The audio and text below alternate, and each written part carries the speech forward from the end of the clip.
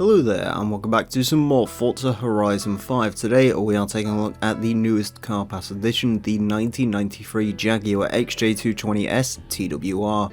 I'm going to be giving you a brief rundown of its statistics, an overview of its history, as well as taking a look at any unique modifications it may have. A reminder to Car Pass owners to redeem Car Pass cars, scroll over to the Buy and Sell tab in your homepage, click on Car Pass and you'll be able to redeem any cars you have outstanding from here. The 1993 Jaguar XJ220S TWR is in the Retro Supercars class and has 680 horsepower, 526 foot-pound torque, weighs 2,379 pounds, is S1 class S8 for HPI, and is mid-engined rear-wheel drive. The Jaguar XJ220S TWR is a road-going version of the racing Jaguar XJ220C, developed in collaboration with TWR, also known as Tom Walkinshaw Racing. And Jaguar and TWR had a pretty long history. They started out in the 80s when Tom Walkinshaw, a upcoming racing driver from Scotland, ended up partnering with them in order to run the Jaguar XJS in the European Touring Car Championship, and ultimately he would take the crown in 1984. From there, he opened up his own engineering business, TWR, and became very famous in the 90s because he ran in just about anything, from the Volvos in the British Touring Car Championship, to the Holdens in Australia, to even the Arrows F1 team, making a massive signing with reigning world champion Damon Hill, and that didn't go particularly well. Eventually Tom Walkinshaw would run out of money in the early 2000s and his operations would be bought up by various other racing companies, but for now, cast your mind back to the 90s where Tom Walkinshaw is on top of the world and he's making this, the XJ220S. There was 6 of these built overall, and these are the XJ220s you want if you're all about the raw speed. The XJ220 is not a slow car. I mean, after all, it was the quickest car in the world for 18 months, but the XJ220S takes that to the extreme. Immediately, you notice the new bodywork, the plastic inlets over what would have originally been the pop-up headlights, in order to save weight, the perspex.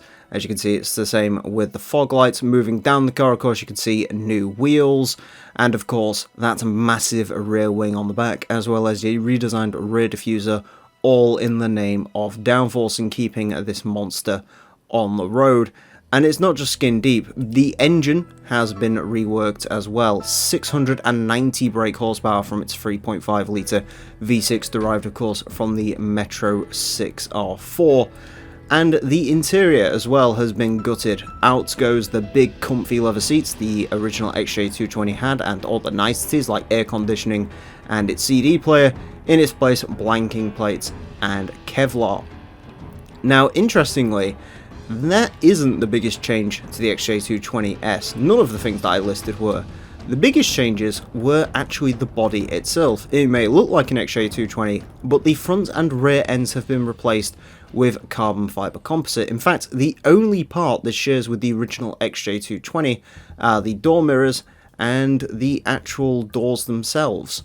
Are the only things that are shared with the original XJ220 in terms of bodywork that hasn't been completely overdone. The result is a car that weighs under 2,400 pounds, and as a result of that, this thing is 800 pounds lighter than the standard Jaguar XJ220.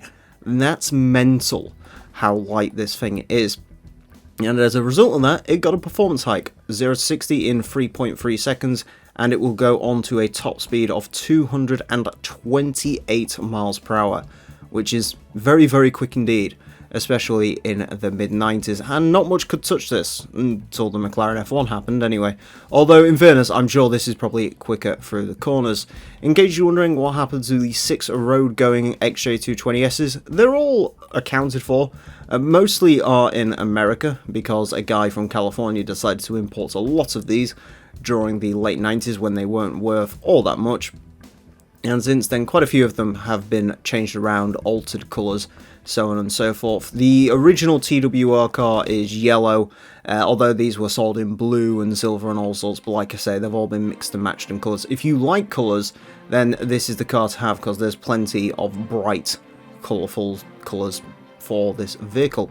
Anyways, let's take a look at its modifications, and if we go into the upgrades, you won't be too surprised to find out that there isn't really much going on here in terms of uniqueness. The body mods are what you'd expect, although admittedly the Forza front bumper does look quite good on this because it's very race car, although just don't look down because you realise the entire car is hollow, which, yeah, the splitter isn't actually attached to the car, which is interesting. Also, the rear wing is a custom rear wing, which is a nice feature that we're seeing with a lot more cars now in Forza. Before, this was, I think, basically exclusively reserved to the Ferrari F50, which had a similar hidden black strip. This gets that as well, so that means you can ump up the downforce of this car without too much being changed to its actual body. Although then again, with a rear wing like that, do you really need a bigger wing than that? In terms of engines, this is another car that the only engine swap for it is the racing V12 from the Ferrari F50 GT, and I think every single car we've had since the Mercury Cyclone has had this as an option. I've got no idea why you'd put it in this car specifically, because you run out of a hell of a lot of torque. That being said, the weight savings are quite astronomical, so if you want to make the lightest XJ220, in fact, if we can do that, and no we can't, okay. I was going to say, if we can do some more weight reduction to this vehicle, then you'd be able to get this thing down to a very, very light indeed, but as it stands, you cannot do so. So, for the modification crowd, not too much going on here, but for the rest of this, this is a pretty cool car. A definite upgrade on the original Jaguar XJ220. As much as I'm sure lots of you love those pop-up headlights, at the end of the day, this thing will absolutely dominate it around a track. Anyways, that's it for this video. Thank you all very much for watching, and hopefully you'll join us for the next Car Pass car we take a look at. So, until then, farewell.